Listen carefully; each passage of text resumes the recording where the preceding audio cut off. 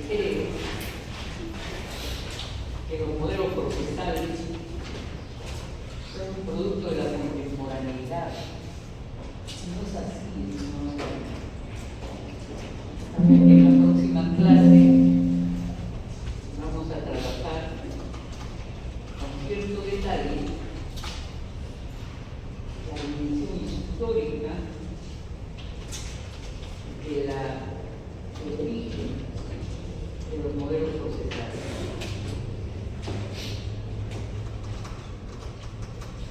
A ver, este es el video de Binder reformado. La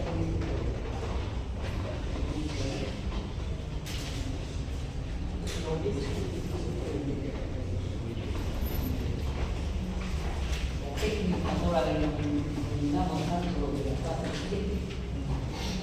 A veces no es así. Pero hay otra actitud de la fase 7. El cerebro funciona mejor que el origen. En fin, es una por otra. Decía alumnos que vamos a trabajar no solamente la naturaleza de los modelos procesales, sino las culturas que les son inherentes. ¿Ok? Lo cual tiene una dimensión de aproximaciones múltiples. Por ejemplo, una aproximación histórica, un excelente trabajo de Santiago Buick. Vamos a verlo la próxima semana. Pero hoy día, como modelo de introducción a lo que habla Pepe Víter, alumnos en Argentina, sobre la naturaleza del modelo procesal, acusatorio, garantista, adversarial. Debería haber videos en México, por ejemplo, como en los estados, el modelo adversarial implementándose poco a poco, así como pero en realidad pues hay toda una orientación reformista en la última década del siglo XX en América Latina para variar los modelos mixtos de hegemonía inquisitorial. Pero por eso quería empezar escuchando a Pepe Binder, Alberto Binder, ustedes saben quién es, ¿no? Alberto Binder, estimados alumnos, es uno de los mejores dogmáticos, políticos criminales y procesalistas argentinos. Yo lo conozco hace años, desde que estaban implementando las reformas procesales. Vean, esta es una charla de él en la Universidad Nacional del Litoral, en la Facultad de Ciencias Políticas y Sociales. Vamos a mirarlo primero y luego, estimados, vamos a redondear la materia, porque estamos presentando pues el contexto en el que emergieron las reformas procesales hace aproximadamente 20 años, un poquito más, en América Latina. Pero el contexto previo que precedía a esta reforma procesal la que vimos en el código que tenemos que estudiar, en el código del 94. Sin más preámbulo, escuchemos a Binder y luego comentamos. Adelante. Lo primero que hay que analizar, o la pequeña historia que quiero contarles, es la razón por la cual en los últimos 30 años se ha realizado, en América Latina se ha lanzado a la reforma de su justicia penal. Esto no fue por una razón ni conceptual, ni de escuela, ni nada de esto, ni por moda, ni por influencia de ritmo, ni todas estas cosas que siempre se dicen, sino por una profunda necesidad política y social. Hace 30 años, América Latina estaba saliendo del cono sur de sus dictaduras, contexto, terrorismo de Estado, la lo que conocemos. en América Latina. Y en Centroamérica estaba saliendo de sus guerras civiles, terrorismo de Estado, de sus procesos. Es decir, la reforma de la justicia es un fenómeno que está indisolublemente ligado a el proceso de esta nueva democracia que se empieza a construir hace unas 2 décadas y media, 3 en América Latina. Y esto es importante porque... Ahí se olvidó el desafío.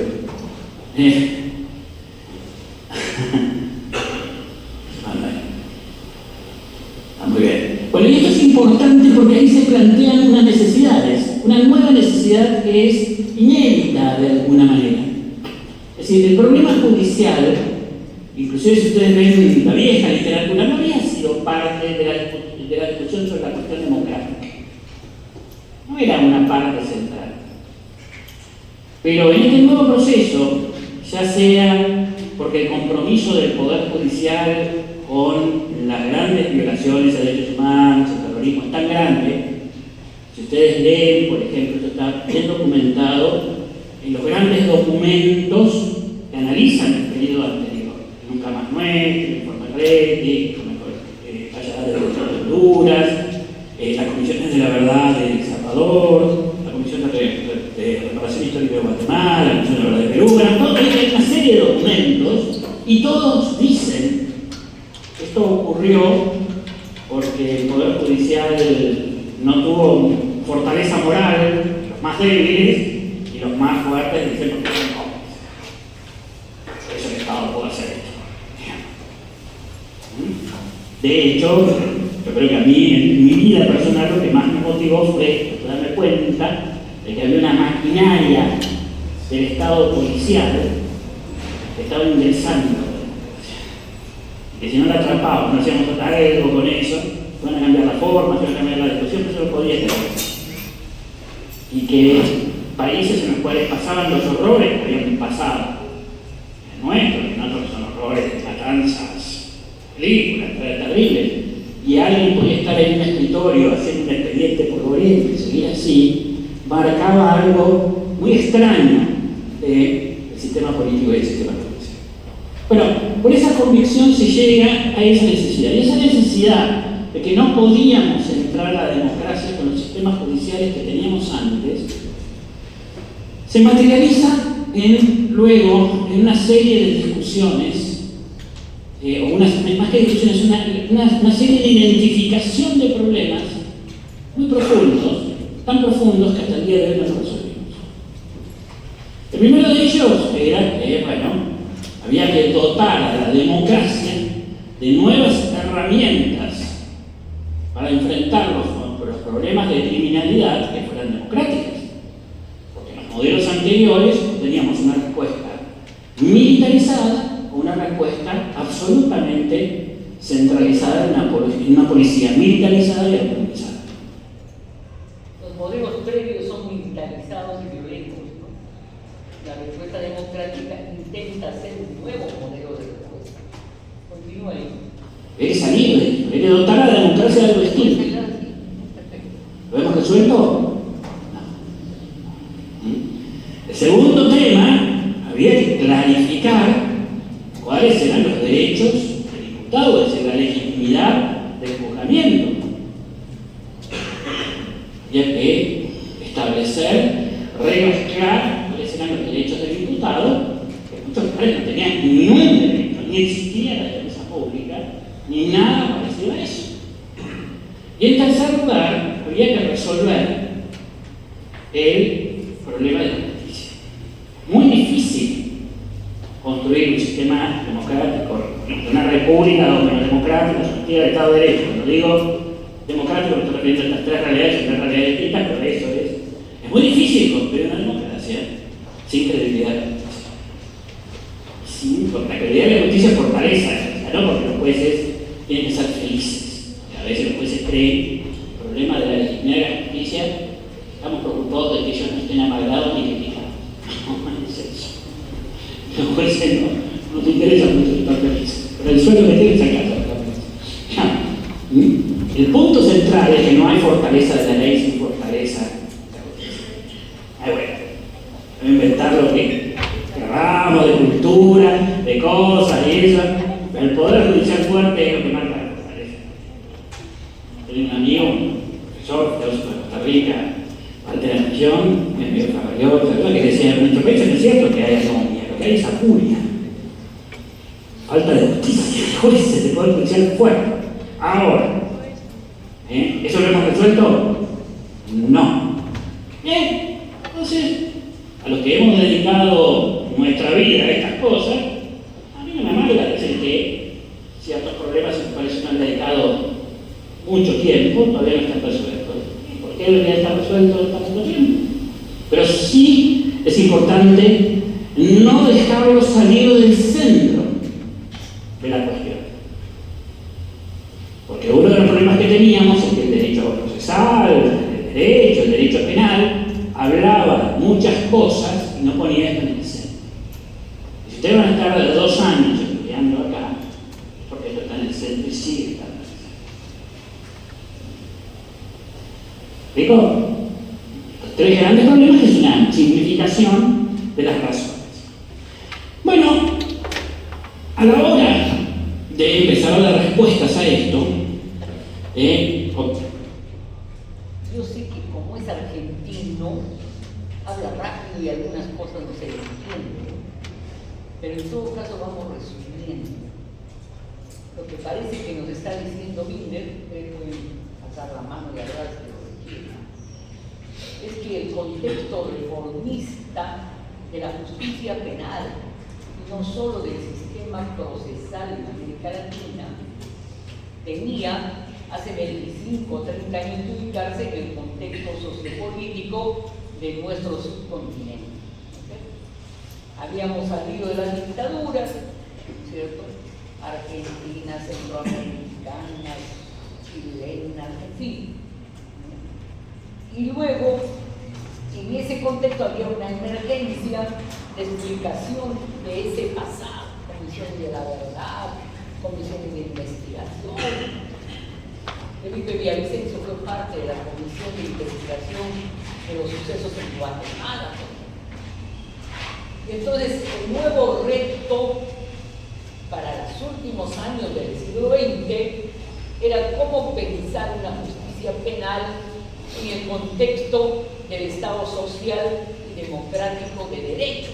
Es decir, cómo pensar una justicia penal en un contexto no dictatorial, para decirlo pedagógicamente, ¿no es cierto?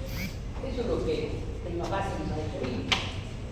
En segundo lugar, nos ha dicho que había problemas principales que enfrentar. Uno primero es justamente el sistema político. Uno segundo, los derechos del imputado. Y uno tercero, ¿cuál era el tercero?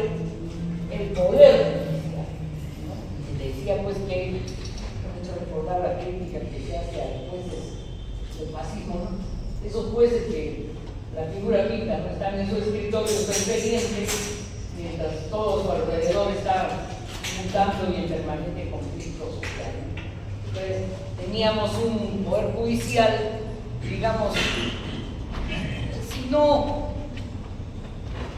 medianamente obsecuente, por lo menos timorato. ¿Saben qué? Algo de esto es interesante, porque parece que la historia se repite. En las recientes propuestas de reforma del sistema de justicia penal, de la judicatura, en la tentativa de intervencionismo del Poder Judicial y del Ministerio Público, hay este aliento de que el Ejecutivo tenga más presencia en el sistema de justicia, porque se neutralice el rol de control de poderes respecto del Ejecutivo, usualmente tiene el Poder Judicial. Quiero que se ubique en el contexto de época, ¿no es cierto? Es en el contexto post-dictatorial en América Latina cuando emerge la reforma procesal penal, la reforma global de la justicia penal, en un contexto que levanta pues, el paradigma del Estado social democrático de derecho. Cuando iniciamos la clase, les dije que el modelo acusatorio, adversarial, el objetivo garantista, no es que en el siglo XX no vamos a encontrar, para hablar solo de la sociedad antigua, vamos a encontrar pues, en Grecia, en Roma, en el derecho canónico, por ejemplo, el modelo de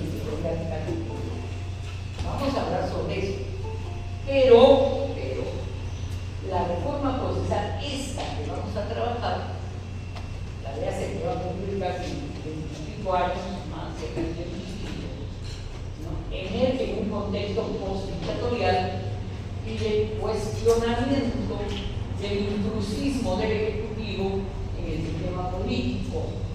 Recuerdan cuando un marino inició la comisión de reforma del Ministerio Público y del Poder Judicial, ¿no? Recuerdo cuando, los juzgados aduaneros eran los principales organismos jurisdiccionales del sistema penal nuestro. Y recuerdo, como vamos a ver más adelante, cuando el proceso penal sumario, sin garantía de publicidad, oralidad, contradicción, concentración, etc., era el corazón del proceso penal. Entonces, ese sistema procesal adhería a un estado de época, a un contexto sociopolítico, a una dimensión cultural. ¿Okay? A eso vamos a regresar, pero lo estamos presentando un poco desde América Latina. ¿Ya? Ahora sí seguimos, así vamos a parar un poco cada cierto tiempo. Hoy día cuando, inclusive, no sé si tendrán en la bibliografía, en artículos, yo se los mando, hablo de esto, lo explico, pero nosotros para poder explicar 30 años, organizamos los distintos, este proceso lo analizamos en distintas generaciones de reformas. Las generaciones de reformas significa la aparición de nuevos problemas y nuevos intentos de solución en una continuidad de 30 años. Es mucho, es raro esto, ya de que se sostenga algo por 30 años en América Latina. La primera generación de reformas que detecta estos problemas tiene una idea, es una idea que por suerte estuvo disponible en el momento que América Latina la necesitaba. Esa idea, no solamente, pero el gran divulgador, el gran expositor de esa idea es Julio Mayer. Julio Mayer dice algo que en el fondo es muy sencillo. A los grandes pensadores hay que recordarlos por cosas que después se van convirtiendo casi en obviedades, pero en su momento no lo eran. Y es una gran conquista del proceso de reforma. Y esta idea, que tiene que grabársela aquí, aunque lo vuelvo a decir, a muchos de ustedes ya que va a ser obvia, es muy sencilla. El proceso penal no se lo piensa desde las leyes, desde la legislación procesal, sino que el proceso penal está diseñado en la Constitución y en los pactos. Mira, esto. Obvio, no, esto fue toda una revolución. ¿Dónde está el que por favor, me estaba ayudando bien? El proceso penal no se lo piensa desde el criterio del principio de taxatividad, desde las leyes especiales, sino desde el corpus juris fundamental. ¿Cuál es ese corpus juris fundamental? La Constitución y los pactos internacionales. ¿Está clarísimo? Ya, continuamos. Sí, está bien. Esto de Lima Norte, me están escuchando, Lima Norte, esto es excepcional. Yo no voy a dictar clase presencial y virtual al mismo tiempo, estimados. Ustedes tienen que venir a clase. Además, yo me he tomado el trabajo, muchachos, de ver las noticias. Y la noticia está programada, el paro por el supuesto asesinato que ha habido en una empresa. La marcha está programada para las 4 de la tarde, no para la mañana. Anoche me llamó a mí mi asistente Carlitos diciendo que no diéramos esta clase. Yo le dije que no. Miren, todos estamos presentes aquí. Entonces no vamos a hacer habitúen esta situación, estimados muchachos, por favor. Es excepcional. Continuamos. Fue toda una revolución, esto hizo un giro lo que veníamos estudiando. Lo repito, por si alguno no entiende, porque es el ABC donde uno empieza a discutir esto. El proceso penal, el modelo del proceso penal no está diseñado en los códigos procesales, sino que está diseñado en las constituciones y en los pactos internacionales de derechos humanos. Para una América Latina que entraba en el sistema de aplicación de la convencionalidad, de aceptación de la jurisdicción de la Corte Interamericana, esta idea fue una idea poderosa. Para una América Latina que estaba entrando en un proceso de constitucionalización, esta fue una idea poderosa. para muchos significó tirar a la basura muchas manuales de derecho procesal que hablaba de detalles del proceso, pero todavía no había olvidado de lo central. Hoy día no hay forma de estudiar derecho criminal si no se parte de esto.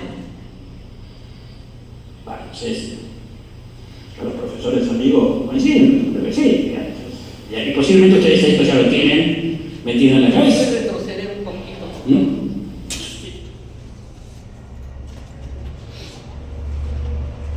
Formulación más de lo central. Hoy día no hay forma de estudiar derecho criminal si no se parte de esto.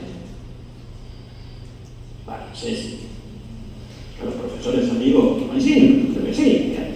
Y posiblemente ustedes esto ya lo tienen metido en la cabeza. Su formulación más clásica. Pero esto fue un gran avance. Y esta idea permitió construir un primer modelo de procesos, cuyas bases estructurales eran simples. Primero, el modelo constitucional obligaba, por el imperio de la imparcialidad, de la contradicción y de la publicidad, a un modelo oralizado de justicia. Es decir, el modelo oral era el único modelo de enjuiciamiento admisible según la Constitución y los países. Según la Constitución, modelo oral, público y contradictorio. Eso ya nos metemos en la moguera del día. Esto es una idea también hoy asentada, bueno, pero hace 25 años ustedes tenían el sistema federal, muchas provincias, entre ellas Santa Fe, Chile, Paraguay, Venezuela, Guatemala, bueno, para ahí, totalmente escriturizada, sin una pista de oralidad. Tenían otros países que habían incorporado una oralidad muy mala: Brasil, Perú, Ecuador, Salvador, Dominicana era también así, pero que después Bolivia, uno iba al terreno y no encontraba un juicio oral jamás. El juicio oral era una bajísima calidad, porque era casi todo escriturizado. Y tenías unos pocos países donde estaba Córdoba, Costa Rica, algunos, básicamente esos dos, y algunas provincias que seguían a Córdoba, en que tenías un sistema mixto de mejor calidad, pero también con un juicio oral absolutamente escriturizado. Esa era la situación. Entonces, cuando apareció la ley de que había que oralizar el juicio oral, que el modelo era oral, fue un impacto que cambió el modelo de entendimiento. Hoy nadie discute eso. Nadie discute eso. El único procedimiento escrito que nos queda, se está reformado en el proceso de implementación, que es Uruguay. Entra ahora y ya con eso desaparece. La otra idea fundamental de la oralidad que se discutió en su momento, es también en esto no es solamente Mayer, sino los trabajos que viene haciendo el Instituto Iberoamericano de Derecho Procesal de hace 20, 30 años, es la idea de división de funciones. No hay imparcialidad posible. División de funciones. Sí, nos separábamos las tareas de preparación del caso y acusación en el juez, en el fiscal. Esta es una idea que ya venía de los sistemas mixtos, pero que ahora se radicaliza un poco diciendo por qué razón el fiscal va a ser el que va a acusar, pero no el que tiene la responsabilidad de preparar el caso, dividir las funciones del defensor y dividir las funciones del caso. La tercera idea, esa división de funciones hoy día ya la tenemos consolidada. La tercera idea es la idea de que la víctima tiene que tener una preocupación dentro del proceso penal, que la reparación a la víctima de cualquier forma, o la atención a la víctima, es una tarea que tiene que asumir el proceso penal. Y la cuarta idea es que hay que generar algún sistema controlado de selectividad de casos. ¿Estamos con esto mismo? De selectividad de casos. Se diseñaron los pueblos de primera clase.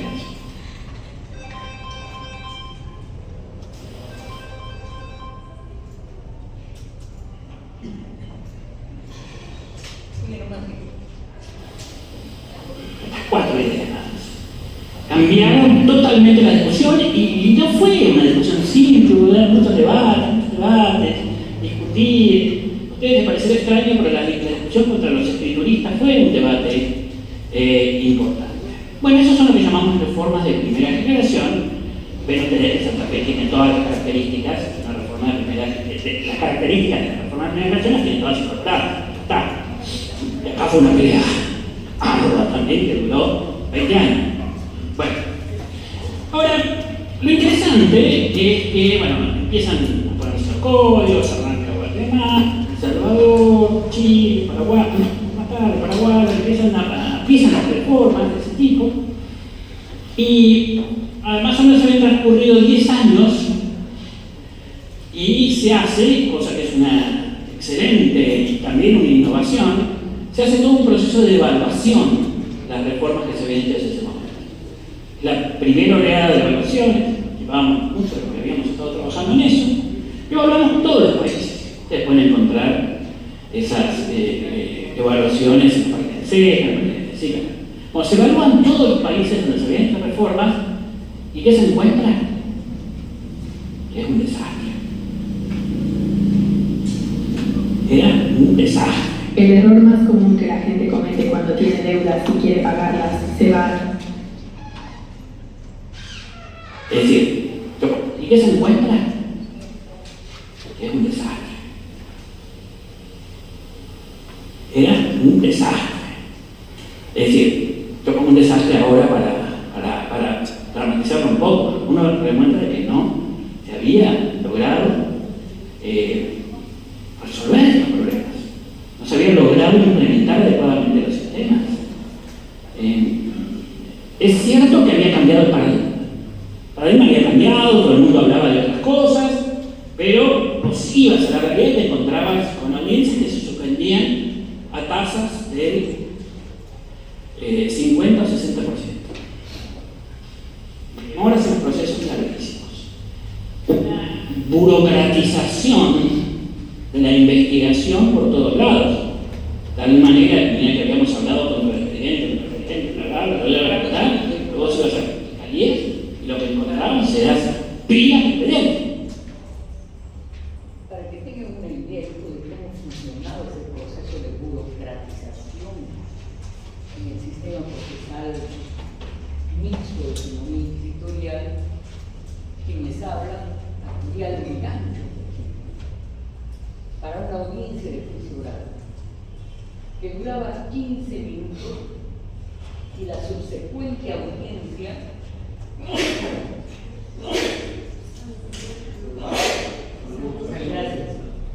la convocaban para dentro de 30, 45 días, con todo el efecto que eso tiene en el proceso de flexibilización y en la violación del principio de concentración, que implica que el juzgamiento debe ser pues, en un espacio tiempo histórico razonable, ¿no? Para poder entender el contexto en el que se postulan los problemas jurídicos criminales. Entonces, no solo era un proceso lento, sino tremendamente burocrático, era el reino del papel, como lo vamos a ver sucesivamente, ¿no? Y era el reino de la no contradicción, como era tan lento, aquí en la clase de muchachos, que el proceso de defensa estaba seriamente neutralizado. ¿Por qué? Eso lo vamos a hablar después, ¿no? Porque por el proceso de selectividad del sistema penal, como sabemos, son los estratos carenciados, los que en su mayoría están en el sistema de excepción. Y entonces, un proceso lento, escrito, formalista, burocratizado, caro, ¿no es cierto? Obviamente no era un proceso, como diría el maestro español Diego Pogues, en la lógica de una visión democrática del sistema penal que tiene también una dimensión de equidad y de exclusión social. Quiero que vayamos viendo eso en nuestro sistema. Entonces, la verdad, nosotros los abogados ir al Urigancho, ¿no? Por 15 minutos, ¿no? Para una audiencia que iba a haber en 30 o 45 días por 15 minutos, obviamente nos trajo pues, un proceso penal tremendamente anquilosado y poco serio, ¿no es cierto? Esa es una de las vitalidades reconocerle pros y contras, la celeridad, ¿no es cierto? El principio de rapidez, el principio aquel que concibe que entre una audiencia y otra no pueden pasar más de 8 días, ¿no es cierto? Ese principio que de alguna manera en la dinámica del, entre comillas, nuevo proceso se va a ir resolviendo, un proceso no de papel, sino de grabación, ¿no es cierto? Un proceso en que la tecnología empieza a tener ya una trascendencia e importancia en el diseño mismo del derrotero de este. Ponme de nuevo, hija. Disculpa, hermano, muy bien, porque lo que quiero es que como líder no se le entiende, agarremos lo principal de la carne desde su punto de vista. A ver, continuamos, hijo, por favor. Firmados ahora por el fiscal. La víctima. Puedes Nada, hacer tú lo más que se había conseguido es que la CUT hubo unos lugares que pusieron una oficinita con una asistente social y una psicóloga, que lo que ponen, el paradigma era más bien darle contención a la mujer llorando para que no moleste. Ese era el modelito de víctima que se había conseguido. La diversificación de la acción y la selectividad se usaba poco y nada y no se entendía cómo hacerla funcionar. Imagínense ustedes, después de 10 años, mucho esfuerzo, muchas discusiones, esto era bastante desilusionante, ¿no? Y ahí comienzan unos debates que son muy interesantes. Empiezan unos 2 años de debate, porque hay muchos partidos que estaban diciendo, bueno, queremos entrar a la reforma.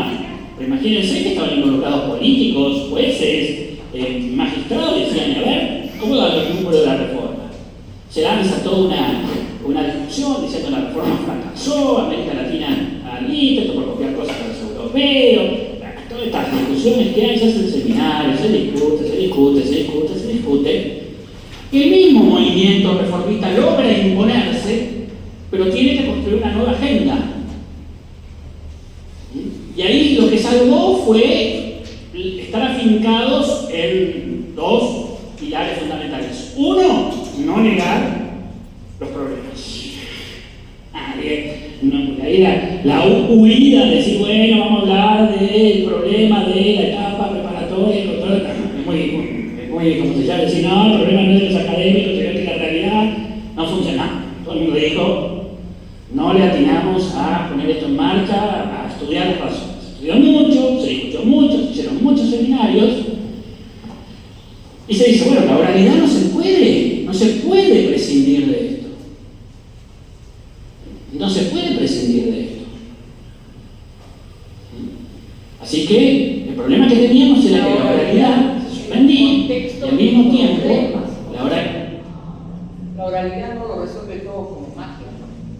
Enfrentamos un proceso de reforma en el contexto del reconocimiento de los nudos procesales. Continúe. La oralidad seguía siendo de muy baja calidad. Ahí se toma conciencia de un problema que no se había visto al principio. Es el abogado latinoamericano no sabe litigar en los negocios. No sabía.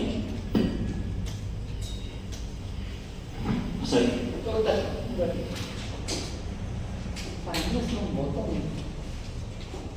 Cuando se aplicó el nuevo modelo procesal en el mismo Callao, el Colegio de Abogados del Callao se declaró en contra del nuevo modelo procesal.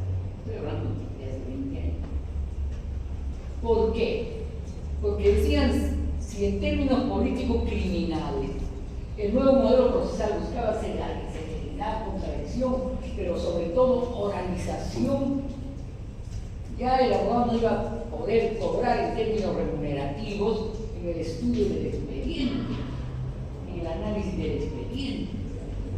Esto iba a ser demasiado breve. Y la remuneración del abogado iba a descender significativamente. Se grabó viejo, medio quinterillo, el dependiente de la Secretaría de Juzgados o de los testigos comprados a 100 soles, en fin, no quería este proceso penal que todo es audio, transparencia, celeridad, porque todo lo que es audio se ve, pues lo que está medio raro, ¿no? Este proceso es audiencia. audiencia, audiencia, audiencia. Procesos ordinarios, pero procesos especiales, audiencia, audiencia, audiencia. Entonces, por ejemplo, las detenciones, audiencia. ¿No es cierto? Entonces, no es tan fácil pactar por lo bajo. En todo caso, hay que argumentar en audiencia la vocación que se quiere desde el punto de vista de la Fiscalía o de la Defensa. Entonces, estimados alumnos, en el cuento del Colegio de Abogados decían que se oponían que eso iba a ir contra la sobrevivencia del sistema de abogados. Querían mantener el proceso inquisitorial. Hasta que tuvimos que meternos el movimiento reformista, tuvimos que meternos en la lógica ya de cómo convencemos a estos señores. Y yo dije, ¿qué hora es? ¿Qué hora es? ¿Qué hora es? A las 9, las 9 comienza a las 8. Ya fue. Discúlpenme, pero hay que poner normas. Vamos a entrar hasta 8:30, incluida yo ya. Después ya no me toca empezar. Ya, mejor caballero, no sé. ¿Ok? Media hora de tolerancia para todos. ¿Está bien o no? ¿O quieren un poquito más? Hasta 20 para las 9, ni un minuto más. Porque fastidia, pues, cortan, bloquean el desarrollo de la clase. Además, estimado, que ustedes van a la Suprema, a ver si le voy a esperar un cuarto de hora para que haga su informe. Fuera de aquí, no informa, pues. Es una lógica de disciplina. Si no estás a la hora en Suprema, o antes, no tienen que verte sentado ahí entre los que están esperando dar su informe oral, simplemente no lo vas a dar. Entonces, no entremos en una lógica de llego cuando me da la gana. Por favor, no es que he venido de mal humor hoy, sino que tengo que poner las condiciones de nuestro pacto social pedagógico. Bueno, ¿qué estaba hablando? Del Colegio de Abogados del Callao. Entonces, tuvimos que plantear, recuerdo yo a los abogados viejos que no querían una reforma, le dijeron, pero usted puede cobrar usando las reglas del derecho privado. ¿Cuáles son las reglas del derecho privado? Los abogados del derecho civil cobran lo que se llama un porcentaje de éxito. ¿De acuerdo? El porcentaje de éxito tiene que ver con la resolución del conflicto jurídico en más breve plazo. Entonces, podría usted eventualmente cobrar, ¿no es cierto?, éxito y regla de éxito, pues no, entonces con un incremento. Entre los abogados penalistas hay, pues, sistemas de información de santos y no tan santos, ¿no? Y yo me he enterado este fin de semana que un abogado más o menos conocido cobró $20,000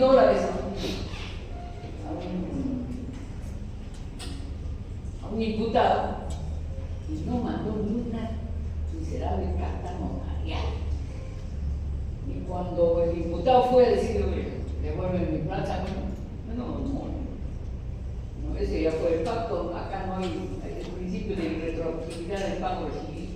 Pero ¿qué ha hecho usted? No ha hecho nada, no. Miren, entonces había ahí también una dimensión ética, ¿no? Pero en fin, regresamos al proceso burocrático, largo, escrito, hiperpersonalizado, ¿no es cierto? Frente a un proceso oral, público, contradictorio, sin tanta burocracia y con tecnología para que se apliquen principios como los que vamos a ver, el de publicidad y el de oralidad. Continuamos, por favor. Entonces, a partir de estas consideraciones, ¿voy siendo claro lo que explicando? A partir de estas consideraciones se lanzan lo que vamos a llamar las reformas de segunda generación. Y las reformas de segunda generación tienen ideas muy fuertes, ideas que no tienen el nivel de inserción de la mirada constitucional del proceso penal, que caló mucho más profundamente, pero ideas que calaron en la discusión y todavía se están desarrollando. Perdón. La primera Entonces, la reforma de primera generación tiene que ver con la mirada del proceso penal en clave constitucional, ¿no? Y en clave de normatividad supranacional convencional. ¿Okay? Entonces, tiene que ver con una visión del proceso en la lógica del Estado social y democrático, de derecho, y de toda la teoría de los derechos humanos, del principio de dignidad humana, ¿no es cierto? Y la defensa de los derechos universales del hombre y del ciudadano. ¿Ok? Esa es la primera generación. La segunda generación, ahora sí, es la siguiente. Un poco por influencia del código modelo, un poco por influencia del pensamiento de Mayer en esto también, no se había abandonado todavía la lógica del proceso mixto, quizás mucha influencia del modelo alemán, muy inquisitorial. Por lo tanto, la etapa preparatoria, por más que estuviera en manos del fiscal, no tenía oralización. Acá aparece la idea de que no se puede salvar la oralidad como proyecto expresivo de un conjunto de garantías y de legitimidades si no se oraliza todo el proceso. Entonces ahí van a ser el tratadista argentino Mayer fue uno de los impulsores del Código Penal y Procesal para toda América Latina, que fue impulsado por Naciones Unidas con la ley de ese proyecto del Código Penal, como está diciendo Milberg, que admitía la oralización desde la etapa intermedia y la tercera, ¿no es cierto? Y no incluía ni los actos iniciales de investigación ni la etapa preparatoria dentro del modelo oralizado. ¿Está claro? Por ejemplo, en la etapa preparatoria, ¿qué cosa hicimos? Las declaraciones testificales indagatorias que se hacen del fiscal. Desde ya permítanme hacer una división que debe estar en nuestra cabeza. En el proceso penal, es así como de la cintura para arriba y de la cintura para abajo. Hay actos de investigación y actos de prueba. Entonces, el proceso de investigación tiene que ver con los actos iniciales de investigación. Incluso cuando solo interviene la policía y después el Ministerio Público, y la etapa preparatoria con hegemonía en la indagación del Ministerio Público. ¿Okay? El Ministerio Público, vamos a volver sobre esto, va a archivar o va a formalizar el proceso. Pero ahí se subraya actos de investigación. ¿Okay? Y actos de prueba empiezan en la etapa intermedia, en la audiencia principal de la etapa intermedia, que es la audiencia central, donde tanto el fiscal ofrece pruebas como la contraparte. ¿Okay? Y entonces esa audiencia, ahí se empiezan a ofrecer pruebas, y después las admite o las rechaza. De manera tal que si eres defensa y no te las admiten, después cuando pasas al juicio tienes que pedirlas de nuevo, pero la idea de una defensa seria es de la etapa intermedia, desde la audiencia central de la etapa intermedia, ofertar tus pruebas para contrarrestarlas con las que el fiscal necesita. Pero miren, entonces desde la intermedia, por supuesto en el enjuiciamiento, estamos entre los actos de prueba. En realidad no es que en la etapa intermedia se hace prueba, se ofrece prueba, ¿eh? Pero bueno, ya entramos al tema probatorio. ¿Okay? Ojo, no toda indagación es prueba. Lo que usted declara en la policía o en la fiscalía, incluso después de investigación preparatoria, no es prueba, es indagación, es averiguación, es un acto que después puede servir para que te interroguen en el juicio, pero no es prueba. Voy a citar a Florencio Mixán, mi maestro. Por ejemplo, una testifical, una declaración en sede policial es una indagación. ¿Okay? Pero una declaración en el juicio, ¿cierto? En la sala, en el tribunal, o ante un vocal superior unipersonal, eso sí es prueba. ¿Y cuál es la diferencia, muchachos? Creo que ya hemos dicho. La diferencia es que cuando yo te pregunto, tú dices tu versión ante el fiscal o ante la policía. Pero en el juicio, cuando yo fiscal te pregunto, inmediatamente después de que yo fiscal te pregunto, ¿quién te pregunta? ¿Quién te pregunta ahí? Ya lo hemos hablado alguna vez. Frente a un interrogatorio directo, ¿qué viene inmediatamente? ¿Qué viene? Viene el contrainterrogatorio de la contraparte. No duden en hablar, porque le puede valer un punto y equivocarse. Entonces, ahí es que cuando está sujeto al baremo del contradictorio, que la testifical se vuelve prueba testifical. Entonces, una cosa es la testifical indagatoria y otra cosa es la prueba testifical. Y así con todas las pruebas. Una pericia, que antes se pensaba la pericia, que el perito tiene su papel especial. ¿El papel escrito del perito es prueba? No. Es una indagación pericial.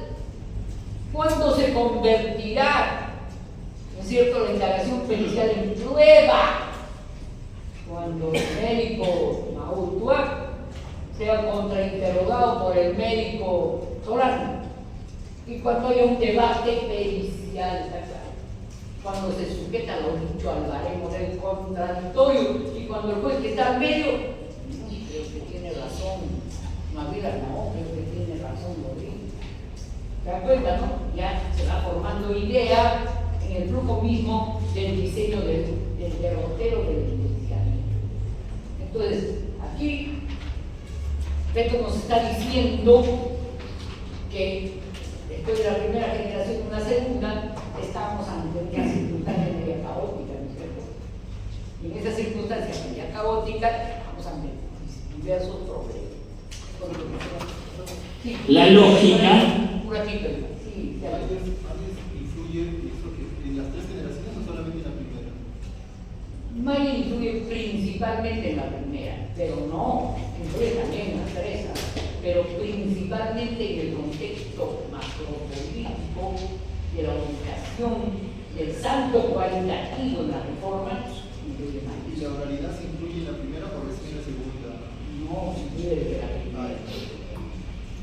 La oralidad, estimado, es un pobre punto asistente de verdad. La oralidad pues, es el corazón del no proceso penal. La oralidad y el contradictorio. La oralidad. Antes por lo bajo se daban libertades facilito, ahora no es fácil. ¿Cierto? La oralidad es central en el nuevo proceso penal. Continuamos. Que se va a instalar en los nuevos sistemas de oralizar todo.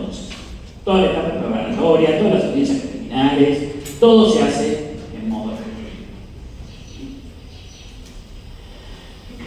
Pero esta es una idea muy fuerte, es una idea que, por ejemplo, Santa Fe ya la tiene. Por ejemplo, ahora que estamos debatiendo sobre la policía o ministerio público, ¿ya? Pero la naturaleza mismo del proceso oral hará que tu abogado exija la oralidad en la indagatoria policial. El policía no te puede decir, no, caso flagrante, no, omisión de asistencia, no, accidente de tránsito, no, doctora, la fiscal estaba aquí y usted no estaba, así queremos tomar, no, señor. Nulidad. ¿No es cierto? Oralización. Yo tengo que estar presente. No, pero estuvo el abogado de oficio. Mi patrocinado dijo que él quería su abogado, señor. Fijarían ustedes que yo estaba aquí. ¿Ok? La oralidad, exigencia elemental del proceso desde los actos iniciales de investigación. ¿De dónde salió? Si no, no se sabe, no se salva, porque si ustedes tienen una etapa preparatoria escriturizada con una etapa final de juicio oral, la historia del sistema mixto es que la etapa escriturizada se come hermano. Eso ya lo sabíamos por la historia, lo investigamos, entonces, a oralizar todo. Pero esto acrecienta dos, ¿por qué? Cuando domina el proceso escrito, se come al proceso oral. ¿Okay? El papel, el expediente, se come al proceso oral. Entonces, todo tiene que ser oral para que de verdad haya contradictorio. Vamos. ¿Qué más? Que todo el mundo te lo decía, pero si los países no logran poner el juicio oral por una vez cada tanto, ¿cómo vamos a hacer para poner audiencias que se desarrollen todos los días? En segundo lugar, si los abogados latinoamericanos no saben litigar en el juicio oral, que tienen tiempo para prepararlo y eso, bueno, a veces quedan decenas y decenas de audiencias, ¿cómo hacemos? Otra vez, discusiones de esto, bueno, se puede, no fracaso, esto, porque se inventan cosas, que hay que esperar todavía 100 años, esto, todas estas discusiones que hay siempre, y se termina tomando generando una agenda nueva en estos temas, que es, hasta hoy, muy fuerte, está vinculada a dos ideas también fuertes. La primera es, bueno, que lo que no nos estamos dando cuenta es que los modelos de organización y los problemas de organización de las instituciones judiciales, a los cuales jamás nadie le había prestado atención, tienen tanta o más influencia que los códigos procesales.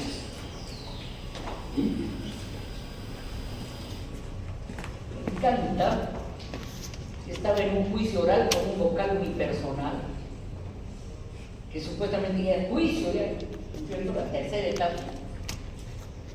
Y el vocal unipersonal, con cabeza inquisitoria, ¿no es cierto? Le dio la palabra al fiscal también, hizo la presentación de su acusación, formalizó, ¿no? Luego de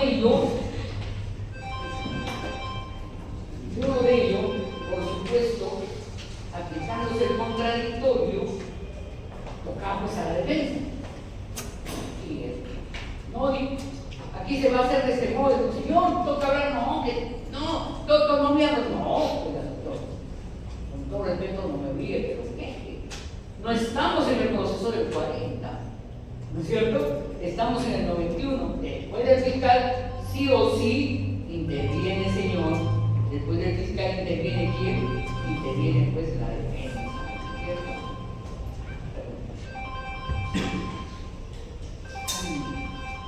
Me fastidian los medios, ¿sí? Porque por estos días parece que se va a cumplir el término del alineamiento del sistema penitenciario. Estamos llamando a todo el país para que yo opinión sobre el caso Pocoyay. Entonces, a ver, hijos, puede haber cambio normativo reformista, pero puede haber no cambio en la mentalidad jurisdiccional, y no cambio en la mentalidad de los abogados, y no cambio en la mentalidad de la burocracia.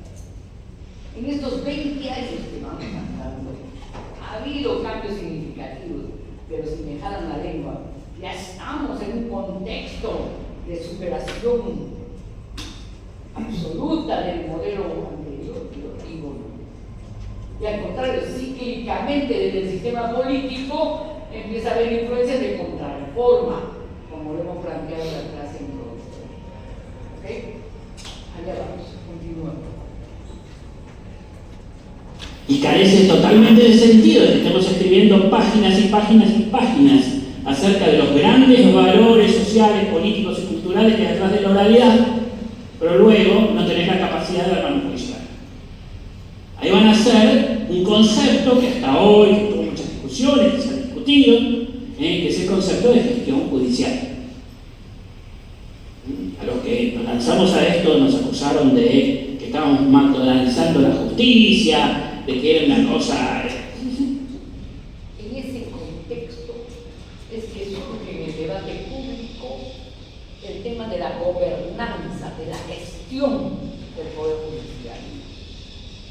Porque es el tránsito del inclusismo, del legítimo en el sistema judicial, y ese tránsito en el propio Poder Judicial organiza una comisión de reestructuración del Poder Judicial que quienes ahora tuve el honor de coordinar.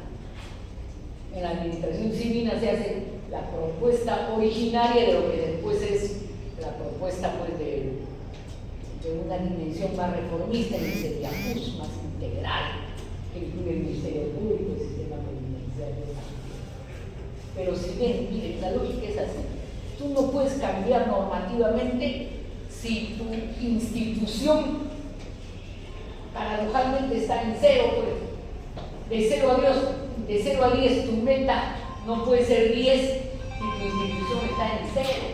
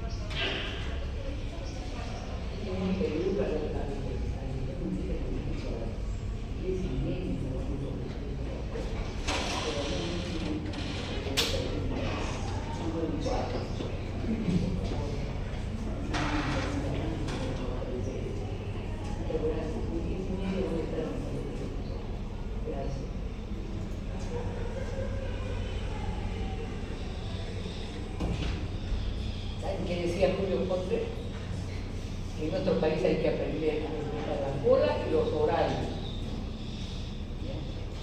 Si yo pacto 1 hora para ir a hacer un tema, no se va a adelantar 1 hora y media porque le conviene, y a nosotros también no nos está matando. A todos. No vivamos, por favor.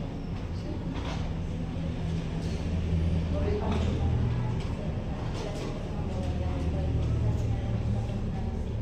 Va a haber clases presenciales.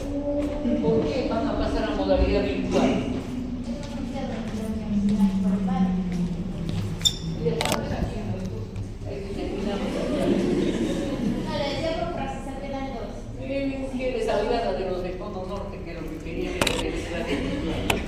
era conozco Bacalao, aunque venga. Nada, pero bien. ¿Qué puedo decir, hermano?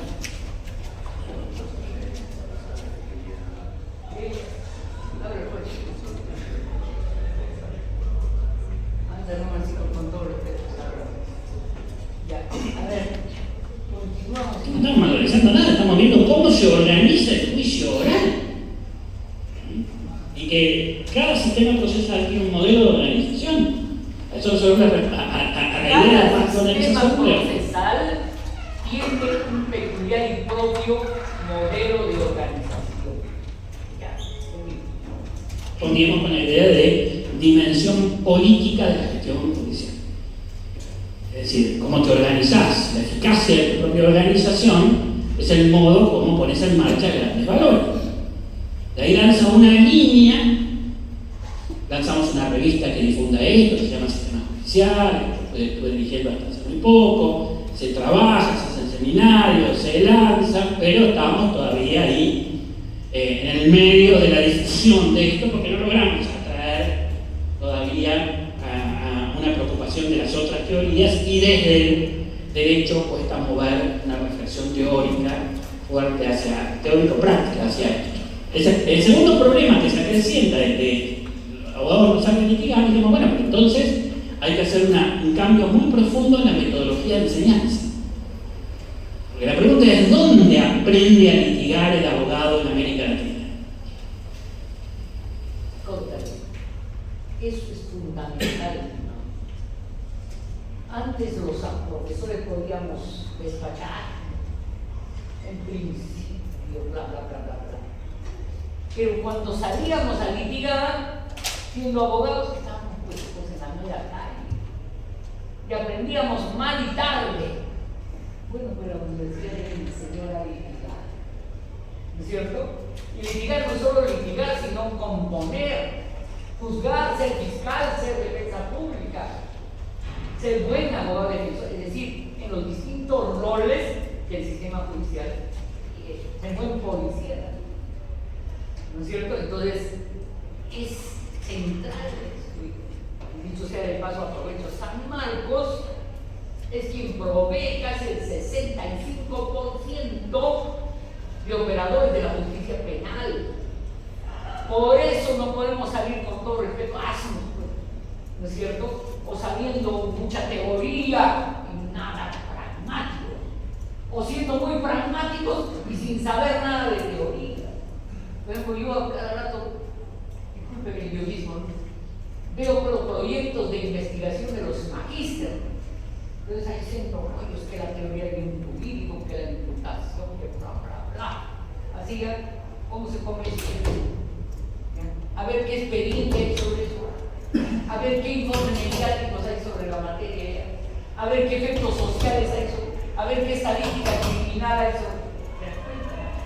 El sentido de un proceso es un sentido legal, pero también sociológico y criminal. La vitalidad del proceso es su utilidad o no. ¿Para qué queríamos un nuevo proceso penal? Para que sea más útil. Y nos están pasando cosas como esta. Cuando trabajo proceso inmediato para mi siguiente clase, la Corte Suprema decía, proceso inmediato va a ser accidente de tránsito, omisión de asistencia familiar, porque el sentido mismo del nuevo proceso penal, imaginemos un árbol, es que la copa esté solo extorsiones, secuestros, delitos de sangre, criminalidad organizada, delitos contra la administración pública, corrupción, ¿no es cierto? Y que abajo, ¿no es cierto?, las ramitas se corten pues y se vayan a los procesos especiales, o al criterio de oportunidad, al proceso inmediato, a la terminación anticipada, al acuerdo reparatorio, es decir, que arriba ya no suba, pues, por ejemplo, omisión de asistencia familiar. Y a 15 años de la reforma nos surge un tema cultural, escúchenme mujeres, abogadas penalistas. Curiosamente, el 7% de procesos que llegan a juicio, ¿saben de qué son? Omisión de asistencia familiar. Entonces usted tiene en Canadá, ya saben de qué estoy hablando, un montón de gente por omisión de asistencia familiar. Y ahí se crea todo un tema político criminal del que vamos a hablar más adelante. En Canadá tú vas a poder pagar lo que debes, salvo que haya una política social de desarrollo sistémico de cárceles productivas, que embargue buena parte de lo que produce, es que no la haya. ¿Se dan cuenta? Entonces, la motivación del proceso, que arriba vaya lo principal, que abajo se resuelva lo secundario, que haya una política criminal más célebre, se neutraliza. ¿Por qué? Me van a disculpar, yo soy feminista, aunque no parezca muchas veces. Va porque hay una orientación de mujer que proceso penal.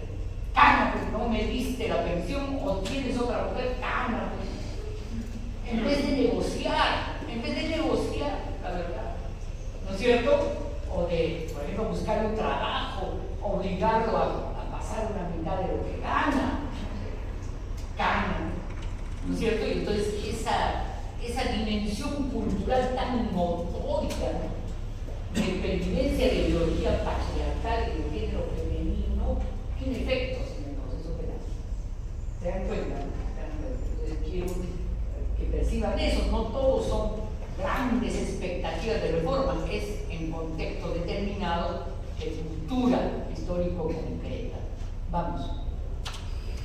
Entonces, obviamente, ¿cuál era la respuesta sensata que todo el mundo decía? Vamos a hablar de las universidades, a decirles, universidades, enseñen a litigar para los nuevos sistemas. ¿Cómo respondieron las universidades? No entiendo la pregunta. Salma, ¿cómo que es eso? Pero ¿cómo le crees eso? Le decíamos, es muy sencillo. Cuando para aplicar la primera propuesta de reforma, ¿no?, GTZ, que es una organización alemana, financió un núcleo de abogados, que seríamos algo así como los movilizadores de la reforma a nivel nacional, en la que estaba César San Martín, estaba el actual fiscal, ¿cómo se llama? El que ahora es el fiscal supremo, estaba Pepe Neira, ¿no es cierto? Estaba también Robinson, estaba quien les habla, Marcelo Centro. Y cuando viajamos a nivel nacional, para enseñar un poco el contenido de la reforma procesal, debatir, etc., ese trabajo académico tuvo un eco, ¿no? Pero a la hora de la verdad, cuando entre nosotros mismos empezamos a practicar técnicas de litigación oral, yo recuerdo que una vez tuve que hacer una audiencia con Mario Rodríguez, que es un excelente profesor de audiovisual, era palabra mayor, para litigar, y yo no entraba, pues no quería perder, repreguntaba, ¿no? Me decían repetitiva. Entonces, aprender no es fácil encima, y enseñar tampoco fue fácil, ¿no es cierto? Porque implica no solamente una dogmática procesal, sino una técnica, y de la que ustedes se tienen que adueñar. Ya les he contado seguro del fiscal del Polo Norte, ¿no? Les he contado ya en la clase anterior, ¿o no?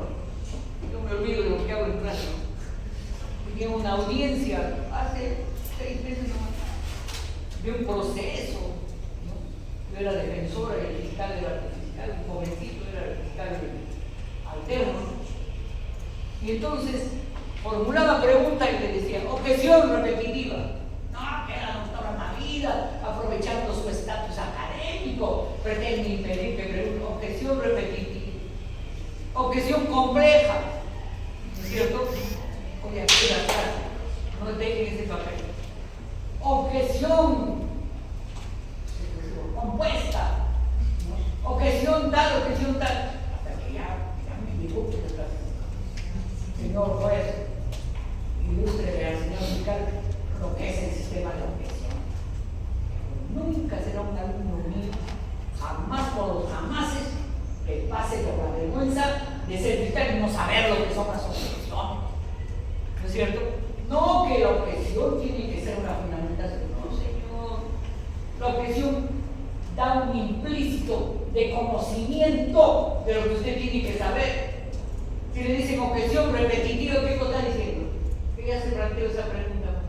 Elemental ¿no es cierto? Objeción argumentativa, que eso ya se argumentó. Objeción compleja, objeción inducida. En las objeciones, chicos, la palabra significa inducida, ¿qué será? Inducida, que la pregunta está induciendo a determinada respuesta. Objeción, ¿cierto? Compleja e inducida.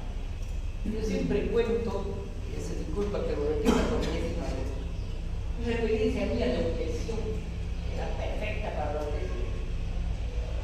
A mí me estaban interrogando cuando, así como ahora, yo había estado repartiendo periódicos aquí, me llevaron a la policía.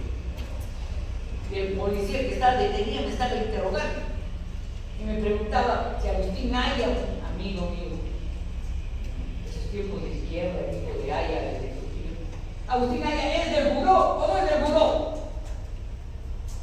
Fíjense, Moncherito. Si yo le decía, ¿es del buró? ¿Qué cosa le estaba diciendo? Que yo sabía quiénes eran del buró. ¿Está bien? Esa es una pregunta capciosa. Pero si le decía, no es del buró, ¿qué le estaba diciendo? Que sabía quiénes eran del buró. Típica pregunta capciosa que solo se admite en contra del interrogatorio. Se admite en contra del interrogatorio. Entonces ya para que se entre el anecdotario me dice la idiota, ¿cómo? ¿Qué cosa? Entonces fue un bocacho de que me está interrogando. Muy bien que sabes, ¿no? Úrsula de, ya sabes, de letra 15, ¿no es cierto? Pero clarísimo una pregunta. Si le preguntan en el interrogatorio directo, eso es objeción capciosa. Objeción capciosa. Entonces tiene que ser un abogado mosca, pero para hacerlo no basta ser mosca. Tienes que tener íncito el conocimiento de la tecnocracia de la litigación. Y lo que Pepe nos está diciendo es que al comienzo las facultades de Derecho no sabían qué cosa era el proceso. Miren cómo ha sido, miren cómo ha sido. Miren lo que hemos andado. Por eso a mí me preocupa el riesgo de ciertos niveles de reforma. Seguimos. Solo necesitamos un abogado que tenga las 4 o 5 grandes habilidades que tiene que tener un abogado. A ver. Primero, saber narrar. Ahí. Primero, ¿qué? Saber narrar, saber hablar. Nada de abogadas que hablan bajo. Nada. teníamos nada. Acá, saber hablar. Demóstenes, ¿no es cierto? La cultura del dominio de la oralidad. Segundo, ¿para los abogados en esta facultad? No. ¿Vamos a hacerlo? Ah, es más raro que vaya a los cursos de la biblioteca popular. Pero te digo, te contestaban así. Analizar. Analizar.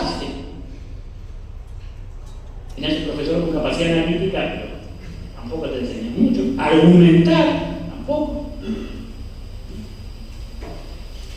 Negociar, menos aún. Y decidir. El proceso decisorio que toma el abogado como litigante es tan profundo y complejo como el juez.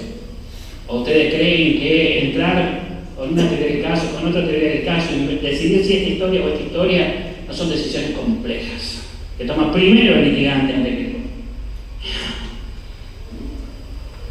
la decisión de si va a ser juez o litigante, va a ser fiscal o defensa pública, va a ser burócrata del sistema penitenciario, ¿no? En fin, ¿no? O de la administración pública. Eso es una decisión estratégica. Pero en todas esas son, a ver, las 5 virtudes. Disculpen, yo soy de mi mamá Melina. Uno, ¿qué cosa era? Oralizar. Dos, ¿qué era? Argumentar. Tres, analizar. Cuatro, negociar. Ojo, que está en mi oreja. Negociar. En la cultura inquisitorial es confrontacional. Muchas veces vale más negociar que confrontar. Y el nuevo proceso penal introduce, cuando hablamos de proceso en oreja de iniciado, hablamos de estrategias de litigación, pero casi nunca hemos escuchado de estrategias de negociación. Negociación no desde afuera, desde la notaría, desde la transacción, no. Negociación intrasistemática al interior mismo del proceso penal. Y la última virtud, ¿cuál era? Decidir. Y en aquello que vas a decidir, ¿qué vas a hacer? ¿Mediocrón? No, pues, déjense de baño. No sé, si decides ser algo, tiene que ser de los mejores, pues, ¿no es cierto? Y para eso, habilitación profesional. Seguimos. ¿Quién enseña? Bueno, entonces se tomó como esto que había que lanzar programas de litigación. Y ahí empezó esto que hoy día lentamente se va estableciendo. Todavía no hemos logrado que se establezca escuela de litigación formal en ninguna universidad del país. Algo lo tiene, como tal. Córdoba tiene una cátedra de litigación adscrita, medio, cátedra libre, qué sé yo, por ahí, auxiliar. En la UBA peleamos y empujamos, logramos meter un diplomado de litigación, lo usamos para hacer innovaciones, ese tipo de cosas. Pero hay gente de litigación, hacemos el concurso nacional de litigación, que Rosario lo gana, ¿no? Siempre Rosario está entre los finalistas. No son los finalistas. Participa también, hay concurso nacional, compite, como Ferro, compite. Que hoy día se anotaron 30 y pico de universidades. Bueno, hay avances, pero la universidad todavía no. Bueno, esas son, y digamos, la aparición de la idea de que los problemas organizacionales son tan importantes como esto, tiene impacto sobre los modelos de la fiscalía, sobre los modelos judiciales y sobre los modelos de la defensa, y pone en crisis el modelo de celular, como llamamos, el modelo celular, que se repite en las tres organizaciones. De tal manera que hoy ya sabemos que si quieren poner un sistema nuevo, y lo van a tener, son fiscales de la etapa preparatoria, fiscales de instrucción, fiscales de cámara, fiscales de juicio oral, fiscales de además fiscalía 1, fiscalía 2, fiscalía 3, fiscalía 4, ya saben que eso va a tener caso. Ya se sabe. Bueno, miren qué bien. Litiga. Bueno, entonces, esas son las reformas de segunda generación. Las reformas de segunda generación se lanzan y empezamos a trabajar. Ven que Santa Fe tiene ya incorporada la reforma de segunda generación. Y ahí pasa este nuevo programa, esta nueva agenda, se lanzan nuevos procesos de reforma, se terminan de meter Colombia, Chile corrige su proceso de implementación, las provincias sureñas nuestras se lanzan muy fuerte en ese modelo, Neuquén, Chubut, La Pampa, se van muy fuertemente por eso, Santa Fe lo incorpora, un proceso tan largo de discusión que iban pasando las generaciones de problemas y podían incorporar. Otros ya se habían lanzado y tienen que corregir el sistema, se va funcionando. Chile, como tuvo una implementación muy larga, también podía corregir. Otros no lo lograron corregir y hicieron reformas de creación y están trabados. O vas a Bolivia, ahora en Bolivia estamos redactando de nuevo todo el código procesal penal con los mismos principios acusatorios porque no destrabaron los problemas organizacionales. Vos vas a Paraguay y vos le decís, te da el 60% de la audiencia superior y vos le decís, a ver, mostrame cómo la estaba. Ya se sabe esto. De ahí en más, bueno. Otro problema que aparece con la reforma de segunda generación es la dificultad de la implementación.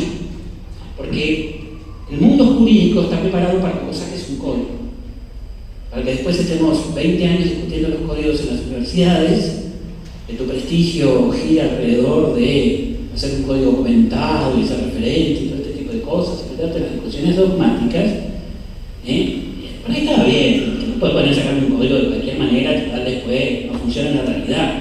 Cuando el proceso de reforma dice, no, venimos a juntar las costillas, venimos a ver qué pasa, venimos a ver qué funciona, comienzan procesos de implementación extremadamente complejos. Ahí ya los talleres no son glamorosos, sino como siempre decimos, el taller pasa a ser, la audiencia está citada a las 11, hay que estar 11 menos 10.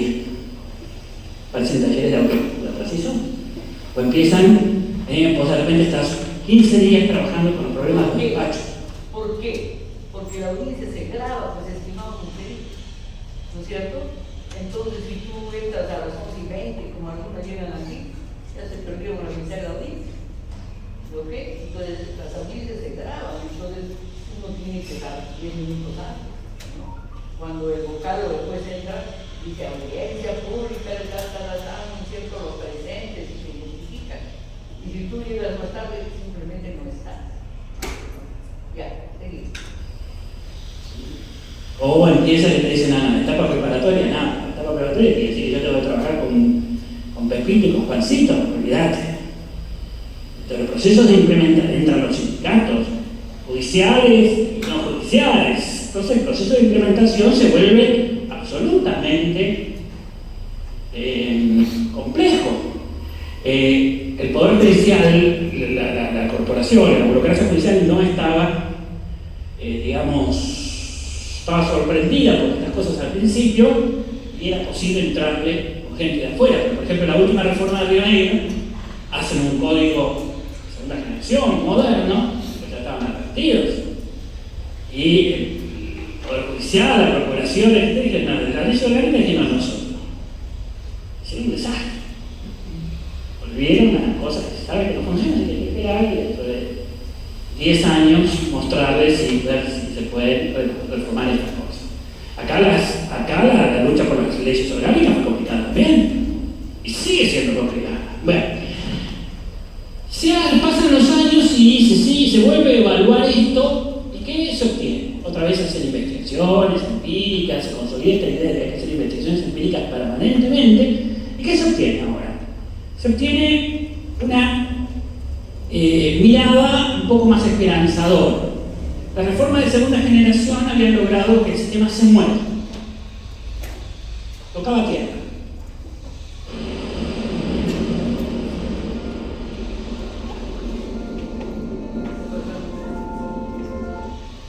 Tocaba tierra. Con dificultades, con presión, pero se mueve. La organización completa había hecho nacer nuevos abogados litigantes, empíricos, que se registraron en las audiencias, pero vos empezabas a anotar abogados que decían, bueno, ya fui a 50 audiencias, ya la tengo. ¿Se entendí? Y empiezan a ser buenos litigantes. Otros todavía no. La universidad todavía no enseñaba, pero empiezan a desarrollarse los cursos. Había noticias buenas, aunque imperfectas. Pero ¿qué es lo que muestran estas evaluaciones que sigue siendo una noticia negativa. Y es que desde el punto de vista, no ahora de la percepción de los reformistas, sino de la percepción de la sociedad o una percepción externa, había ciertos problemas que no se habían movido el amperímetro. En términos de efectividad real para enfrentar los problemas de la criminalidad, seguíamos mal. Sumado ahora a un problema, y que desde que empezó la reforma, sobre todo en los últimos 15 años, habían mutado las formas de criminalidad hacia formas más violentas o hacia formas más organizadas, narcotráfico y todas sus derivaciones. Con lo cual, seguíamos sin resolver el problema inicial. En segundo lugar, la credibilidad de la justicia seguía siendo muy baja. Ya empezaba a ver matices, empezaba a ver a los jueces que la gente los veía, cambiaba, no era el mismo diálogo, pero todavía no se había resuelto fuertemente el problema. Respecto de los derechos de los imputados, sí se había avanzado mucho en defensa en el proceso, se había retrocedido en condiciones carcelarias, como una constante. Otra vez, ¿qué hacemos? Ya algunos decían, los judiciales no hay con qué dar. Esta gente hay que cambiar de especie, no de generación. Pero tal cual no diré, tal cual. Tal cual, está diciendo acá. No hay con qué dar. Especie, no de generación. Ya, mucho, ¿no? Pero de generación se tiene que quedar. Los jueces, hace 7 u 8, son más tradicionalistas. Bueno, sí, más. Entonces, algunos normales decían bien, no, hay que dar lo que quiera, y que pongan el sistema como les guste, no se pueden conectar eso, no entienden, no quieren, vamos a pasar la vida, pero ya veníamos un poco agotados de algunas cosas. Pero bueno, superadas estas emocionalidades que en política pública no sirven para nada, y afincándose en que por lo menos habíamos logrado que el sistema se movía, y que esto de hacer investigaciones empíricas funcionaba, se logra comenzar a hacer una agenda de tercera generación. ¿Y qué tiene la agenda de tercera generación? Bueno, la agenda de tercera generación cambia un poco el eje y dice, bueno, basta, ya con la segunda generación tenemos para buenos tiempos, porque primera y segunda generación son como agregados que siguen sus líneas de trabajo, ya tenemos para desarrollos organizacionales por un buen tiempo. Ahora preocupémonos sobre los efectos, no sobre el instrumento. La sociedad tiene derecho a decirle, muchachos, hace 20 años están transformando su instrumento. A ver, muéstrenme los resultados. Entonces, la tercera generación pone el eje en los resultados, no en la maquinaria. Y ahí nos damos cuenta que hay ciertos problemas que si no modificamos profundamente las miradas, no vamos a obtener resultados distintos. Y aparece una nueva cantidad de temas. Primero es la preocupación político-criminal. Todo el mundo habla de efectividad de la política criminal, de cómo pueden hacerlo, pero el nivel de reflexión, de organización de la persecución penal, de los planes político-criminales, de cómo se hace eso, no está. La mayoría del Ministerio Público no tiene todavía o no tenía planes de persecución penal. Después vamos a ver nosotros, hoy mañana vamos a ver un poco sobre esto. Esa es la primera, la mirada político-criminal sobre el proceso y las nuevas herramientas político-criminales es una nueva mirada, una reforma de tercera generación que se está desarrollando. Santa Fe tiene ya esto, porque es uno de los pocos ministerios públicos que tiene una ley. El balance del Ministerio Público, que ahora si miramos por pura idiosincrasia mediática, está en decadencia, en falencia, hay crisis de representación, de hegemonía, de liderazgo. La policía supuestamente actúa, defiende y el Ministerio Público da en libertad y el Poder Judicial también. Ese es el mensaje que pretende arraigar una tendencia en la sociedad, ¿cierto? Pero, ¿qué se quiere tirar abajo? La imagen del Ministerio Público Investigador. ¿Qué pretende lograr? Porque la policía gobierna, ¿no es cierto?, los actos de investigación. Y a través de la policía, lamentablemente todavía, una orientación no de habilitación probatoria como lo presenta Monito, no, también pues de escaso gobierno dogmático de la investigación y también corrupción. Entonces aquí la mirada del estatus de las instituciones tiene que ver también con implicaciones de poder en la sociedad. Pero ¿quién apuesta ahora a devolverle al Ministerio Público su estabilidad? Casi todos los opinólogos dicen que el Ministerio Público no vale para nada, está terrible. ¿Quién se fija en cómo está la policía? ¿Está perfecta la policía para devolverle los actos iniciales de investigación? ¿Quién se fija en cómo está el Poder Judicial? ¿Está perfecto el Poder Judicial? No. Está mejor que la policía y el Ministerio Público aparentemente. Y el sistema penitenciario del que he sido parte todos los días está en caos, mentiras. Se presenta un ultracaos cuando se quiere cambiar de ministro de Interior o de Justicia. Si no presupuestas, ¿cómo vas a exigir reformas de fondo estructurales?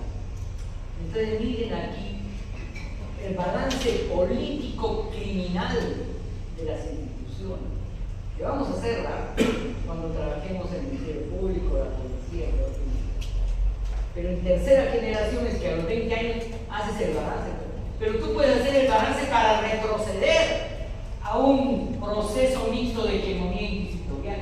Eso es lo que quieren, pues, los que aplauden el rol de la policía, el rol de la sobrepolicialización del proceso penal. Que saben que, como lo ha dicho Miller hace un rato, si tú no tienes oralidad en los actos preliminares de investigación, no pasa nada en la etapa intermedia o el juicio, porque ya viene ya armado, viene masticado el derrotero de la pena, ¿no es cierto? Entonces, este elemento es bien importante. Yo tengo otro video de Miller sobre cuáles debieran ser las principales medidas de política criminal a su criterio en América Latina. Otro tema, por ejemplo, es que el delito ha cambiado de signo. Antes no teníamos tanta criminalidad organizada.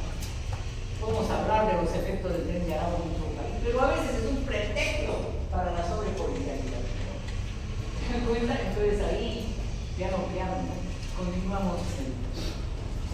Dirección de Política Criminal Activa. Falta errores. La Procuración Federal nuestra lo tiene, Salta lo tiene. Bueno, hay países que se han puesto organismos, Colombia lo tiene, Chile acaba de, el año pasado, crear, porque por ley, ahora el fiscal general por ley tiene la obligación de presentar todo. Como en nuestro país, la Comisión Nacional de Política Criminal, y quien lo apuntaló fue alguien que ha sido miembro de la Junta Nacional de Justicia y que renunció. Se llamaba vocal, era un punto al que se acuerda el nombre. También trabajó en la Fiscalía y en el sistema penitenciario. Pero la CONAPOC, la Comisión Nacional de Política Criminal, que está en una ley que no ha sido derogada, que no se cumple, lo que establecía, estimados alumnos, es que toda ley vinculada a justicia penal, sea cual fuere, policial, judicial, penitenciaria, procesal, toda propuesta de ley que se planteaba en el Congreso, para solo poder ser debatida, requería una opinión ex ante de la Comisión Nacional de Política Criminal. ¿Y qué significaba esto, estimados alumnos? El doctor Pepe Ávila, José Ávila, el impulsor de la Ley Nacional de Política Criminal. ¿Qué significaba esto, alumnos? Significaba que la comisión tiene que evaluar los efectos en los proyectos de ley, dice que efectos que tendrá, no tendrá efectos, dice 3 líneas, ¿no es cierto?, en los proyectos normativos.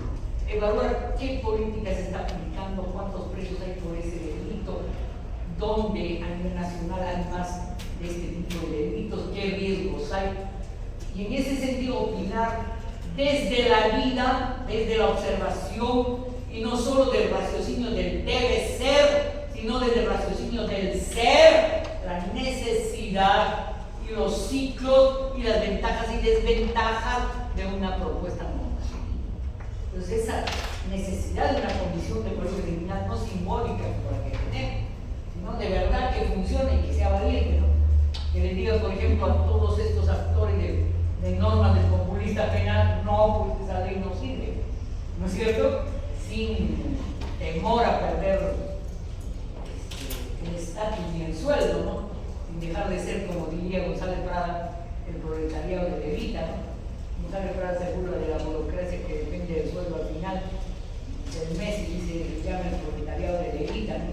Que tiene que decir chicheñón, porque si no hay pues caucao, ¿no es cierto? Entonces se necesita que haya un estatus de Comisión Nacional de Política Criminal capaz de hacer un control real al proceso, por ejemplo, normativo o al proceso de funcionamiento de los subsistemas de justicia penal, como la policía, la fiscalía, el poder judicial o el sistema penitenciario. Sí, y eso no sería beneficioso, ya que la CONAPOC sería un filtro técnico. Por supuesto es beneficioso, alumno, muy beneficioso, ¿Quién equilibra? pero no funciona entre nosotros, ¿no? Entonces el reto es, señor, no, estimado. Doctora, por favor, puedo salir. Con permiso para salir. ¿Quién equilibra el presidente de la CONAPOC? ¿El Congreso? El CONAPOC depende del Ministerio de Justicia. Por ventura, estimados muchachos, ¿han conocido alguna opinión del CONAPOC sobre el grueso de leyes? Como por ejemplo aquella que eliminó la detención en caso de criminalidad organizada y que ha costado sangre, sudor y lágrimas restablecerlo. Entonces, un país que se precie tiene que tener pues, una Comisión Nacional de Política Criminal que se respete. En todo caso, que siquiera de constancia, ¿no? La CONAPOC estuvo en contra de esta ley. Y que cuando entren a debatir, digan, la CONAPOC no acepta. Y eso significa un dominio de técnicas, por ejemplo, de política pública. Vamos a ver, política criminal no es solo ni exclusivamente derecho penal. Nuestro maestro Alejandro Solís, criminólogo San Martín, ya fallecido, ha trabajado mucho sobre eso. Y también Pepe Víquez. Una política criminal tiene más que ver con política pública, con política social, con política preventiva, para hacer retroceder la criminalidad. Desde ahora les suelto un moroto que voy a jalar. Si les digo, ¿cómo hacer para erradicar la criminalidad? La gente ignorante, la gente supina, hasta en los discursos dicen, vamos a erradicar la criminalidad, que bla, bla, bla, bla, bla, fuera burro. No hay sociedad en la que se erradica la criminalidad. La criminalidad es un hecho social. ¿Saben qué es el objetivo político criminal? ¿Cuál será? En vez de erradicar la criminalidad, ¿cuál será? Descender, disminuir la tasa de criminalidad. Y lo primero que mira un político criminal serio es qué crímenes son mayoritarios en nuestros países. El Pepe tiene un diagnóstico.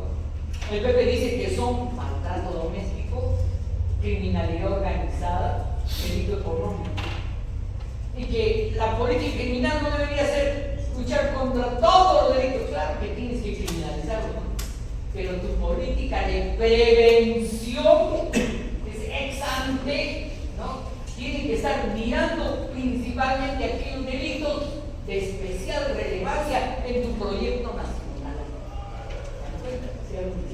Le quería preguntar respecto al sistema actual, el acusatorio, oral, como usted dijo también, garantista, principalmente qué efectos ha tenido en esta búsqueda de la disminución de la criminalidad, en qué manera ha disminuido algún nivel de delitos, ¿verdad? Pero han aumentado otros. Y hay procesos nuevos de criminalidad. Algún día les voy a traer, por ejemplo, todo el esquema de los hermanitos. Ustedes saben quiénes son los hermanitos. ¿Quiénes son los hermanitos? A ver, un punto al que me lo diga.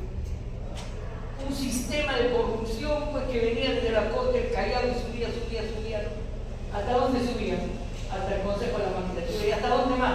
Hasta la Corte Suprema, pasando por la Fiscalía. Que fue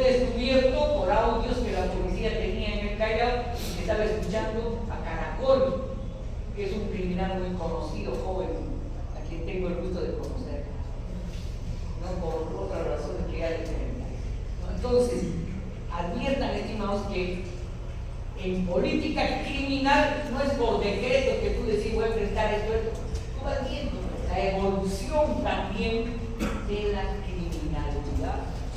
Así como evoluciona la gestión, ¿no es cierto? Evoluciona por la criminalidad. Estimados alumnos, la presidenta, con todo respeto, dice: vamos a derrotar al Tren de Aragua. Ignorantaza. ¿Saben qué? En Chimbote, aquí nomás, un sector del Tren de Aragua es un proyecto de enterprise de la criminalidad. Es decir, es transnacional. Otro día podemos hablar de eso. Pero en Chimbote nomás, ¿no? Para ganar a la trata de personas, a madres de familias guapas de un colegio, ¿qué hicieron? La sucursal del Tren de Aragua, ¿qué creen que habrá hecho? ¿No? Los secuestraron a sus hijos, pues. Y entonces, para perseguir a los hijos, para devolver a los hijos a las afueras, tú tienes que entrar, ¿no?, a la extorsión de la trata de personas e irte a prostituir así. Entonces, estamos en otro escenario de criminalidad. ¿Se dan cuenta, no? Pero eso justifica la hiperpolicialización de la pena de muerte. ¿Cómo se derrotó al terrorismo al mundo? Con hiperpolicialización y pena de muerte. Con inteligencia. Con inteligencia, principalmente. Eso es lo que no hacemos. Pero no es clase de política criminal, oportunamente lo hablaré. Pero lo que está diciendo es que en tercera generación un tema central es el tema político-criminal y la necesidad de la Comisión Nacional de Política Criminal en acción, como diría el maestro Gustavo, no en papel, sino en acción. Sigue nomás.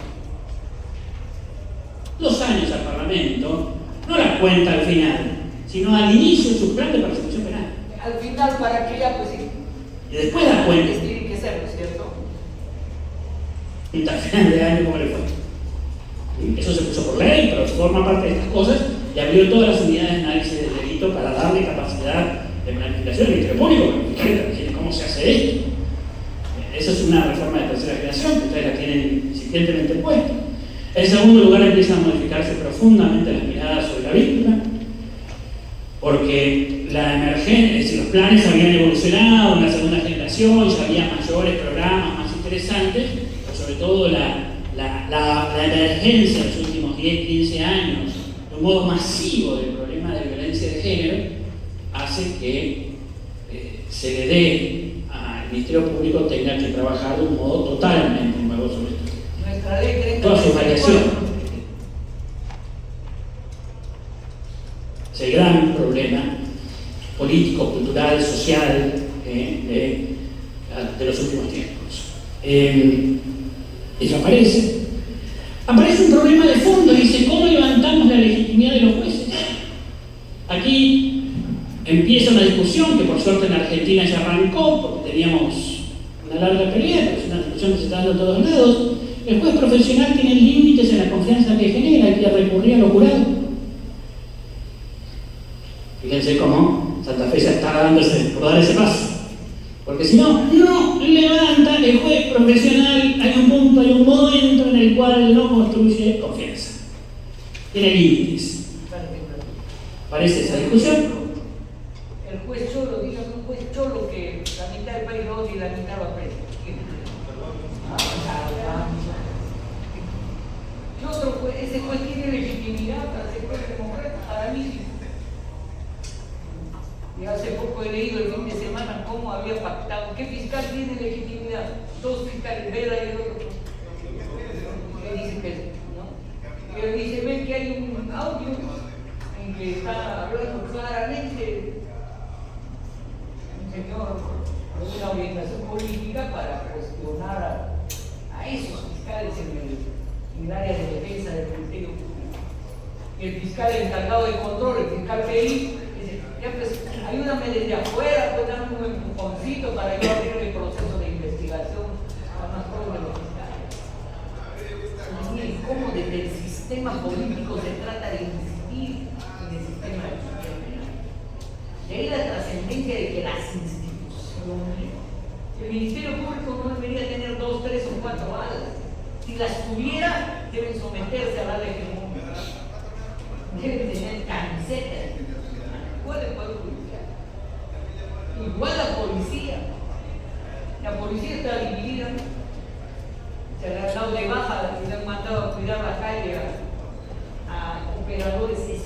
especializados en el seguimiento del secuestro y la extorsión.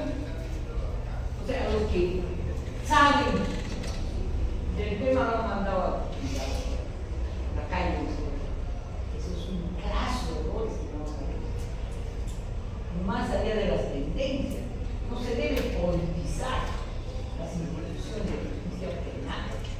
Les habla alguien que cree en la política con mayúscula, pero no se debe pues estar al servicio de una u otra. Las instituciones de justicia penal deben lo posible ser objetivas. Bueno, pues continuamos. Está desarrollando. Aparece otra discusión que se está desarrollando muy levemente, que es, a ver, bueno, más que en el sistema jurado necesitamos, siempre vamos a tener el sistema jurado es también un sistema de juez profesional, un sistema de gran colaboración entre el juez profesional y el juez Leo.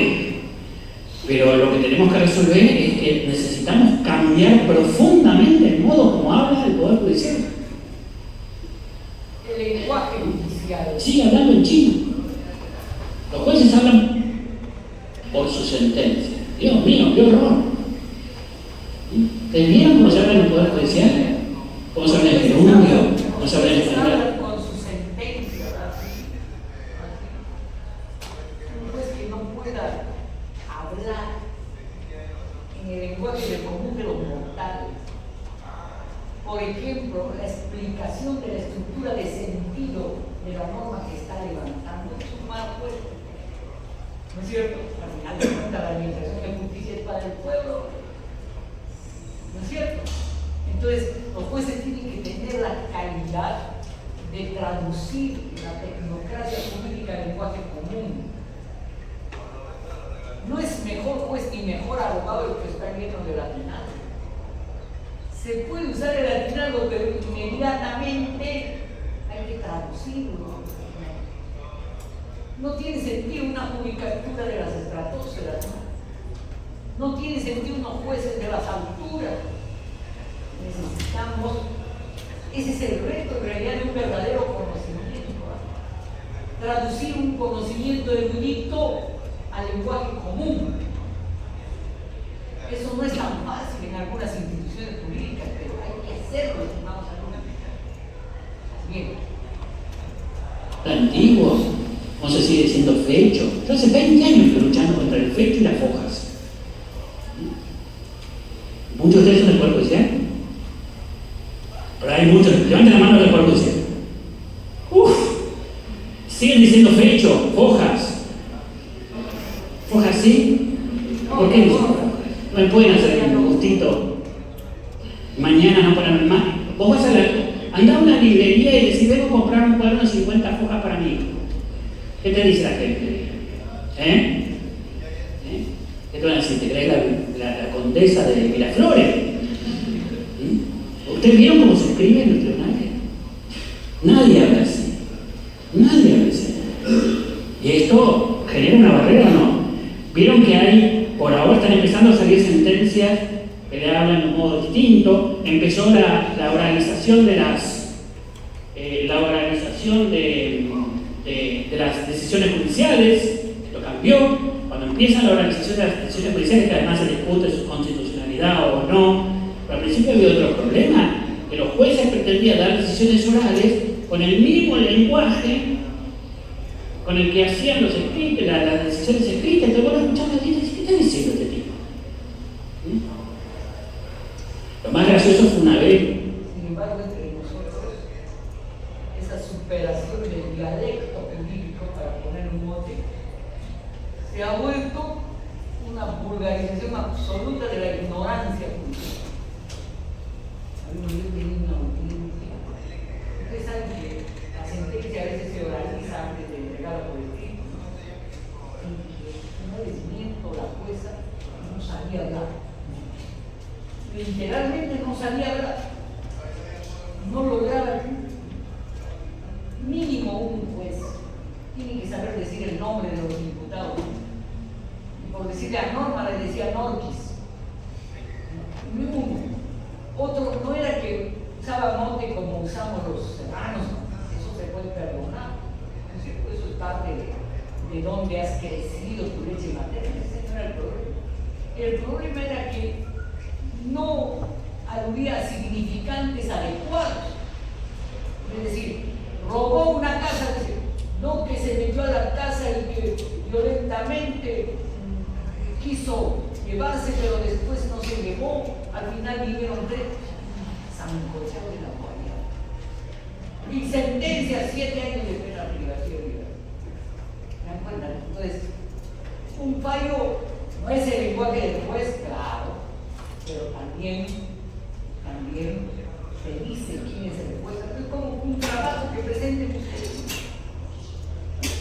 No es la identidad de ustedes, pero yo sé muy bien quién es quién con el trabajo.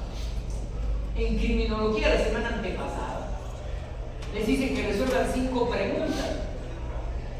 A los chicos más calificados en ciencia penal estudian criminología, por eso son poquitos.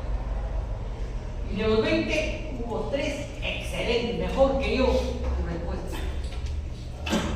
Pero otros, como diríamos en la sierra, chagua, ¿no? ¿Qué cosa es chagua? A ver, ¿hay alguien serrano aquí? No hay, estamos en minoría los de adentro. Chagua es un masticar, mal masticado, algo por cumplir nomás. Entonces, una cosa es no hablar en alto lenguaje, los argentinos son estudiosones, ¿no? Pero otra cosa es ser un mediocre de la vela, ¿no? Es no saber hablar, lo que significa también no saber escribir. Ya sé que estamos cansados, que nos falta poco. Terminemos En Costa Rica, un diputado dijo, levantó la mano y dijo, ¿me condenaron o me absolvieron? No se entendía.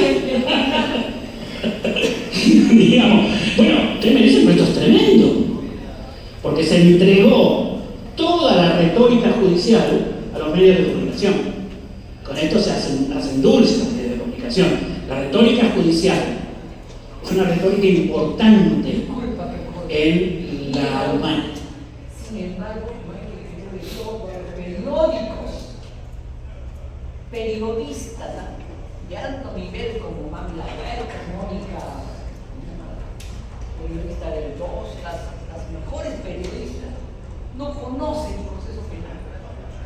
Y a veces audazmente hablan en la audiencia tal, hasta abogados o abogados que salen de tratar. Entonces hay que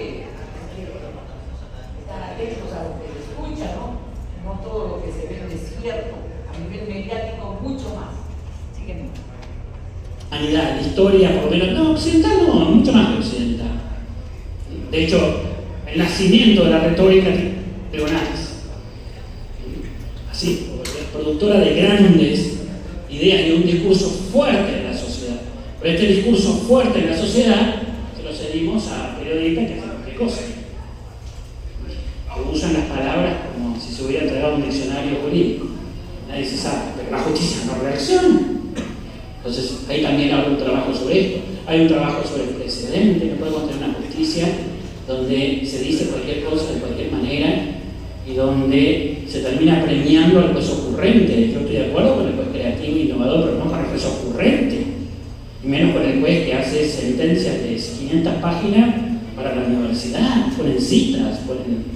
Bueno, entonces nace esta agenda de empezar a hablar con los jueces y decirle, bueno, vamos a trabajar. La legitimación es siempre un proceso de comunicación y por lo tanto empecemos a trabajar en este proceso de comunicación. Las defensas públicas, que siempre han sido las que más han avanzado en todo este tiempo, se empiezan a enfrentar al problema de que si no toman decisiones importantes en su organización, en su modelo de selección de causas, comienza el problema de burocratización. Y comienza algo que se había combatido mucho al inicio de la reforma, y es esta idea de que la defensa pública es una especie de acto caritativo del abogado. Por tanto, si lo hace bien o mal, me interesa mucho.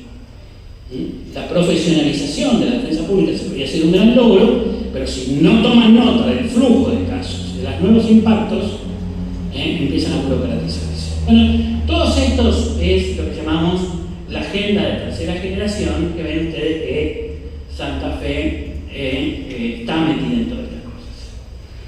¿Estamos? Bueno.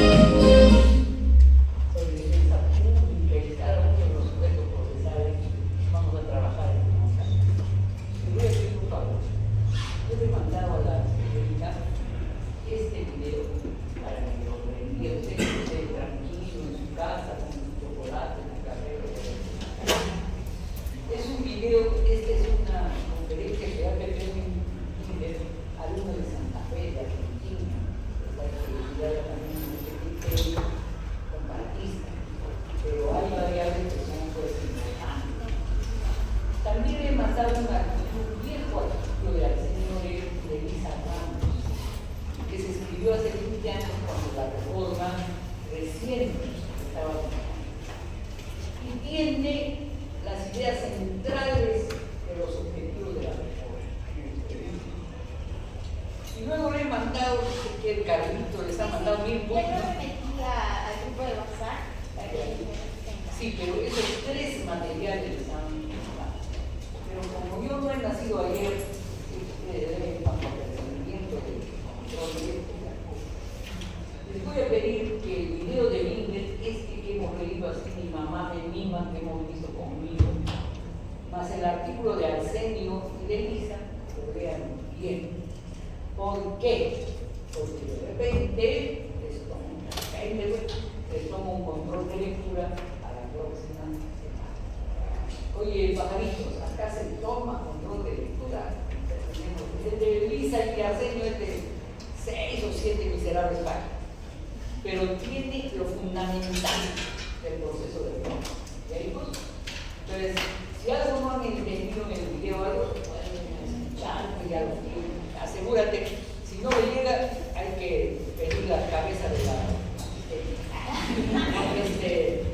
así es. Y la próxima semana vamos a darle vuelta, vamos a primero control de lectura, después damos vuelta, ¿no es cierto?, a entrar ya al tema de la historia. No vamos a ver el presente, vamos a irnos para atrás. Y nos vamos a dar cuenta que el acusatorio de Grecia, desde Roma, y que el inquisitorial de las partidas del pueblo juzgo, ¿no es cierto?, es la Inquisición, pues somos los oidores en el medio. Vamos a trabajar de eso con algún detalle de la próxima